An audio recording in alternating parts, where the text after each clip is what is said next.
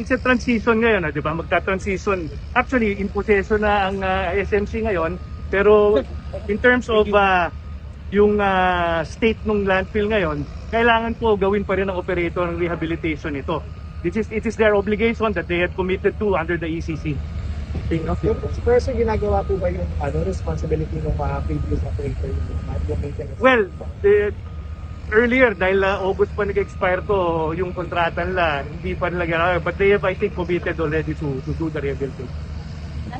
Early percentage na yung mga lupa na natabunan, and will that assure na hindi na mas out? Hindi. Alam mo, yung buo natakpan na. Pero kagaya nung sinabi natin kanina, tuloy-tuloy ito. No, hindi to pwedeng huminto. Critical dito yung pag-maintain kasi yung nasusunog na gas, yung methane, meron pa yan sa ilalim. So kailangan ngayon, tutulungan tayo ni Mr. Ang para masigurado na ma-maintain ng tama. Kasi kung hindi ma-maintain na naman ito, magkakasunog na naman ulit. So, yun ang pagtutulungan natin. So, yun din ang sinabi naman ni Pangulo sa kanyang post kahapon. Ang critical ngayon, tuloy-tuloy ang maintenance para hindi na maulit. Sir, can you clarify? What does it mean na i-maintain? Paano ko yun?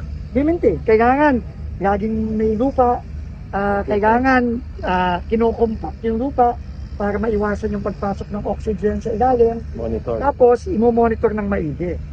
Lalo na ngayon, tag-init. Ang init ngayon, no? Kung hindi babantayan to, baka pwedeng lumiyak ulit. Kaya, kailangan bantay talaga tayo dito. Hindi tayo pwedeng magkampante.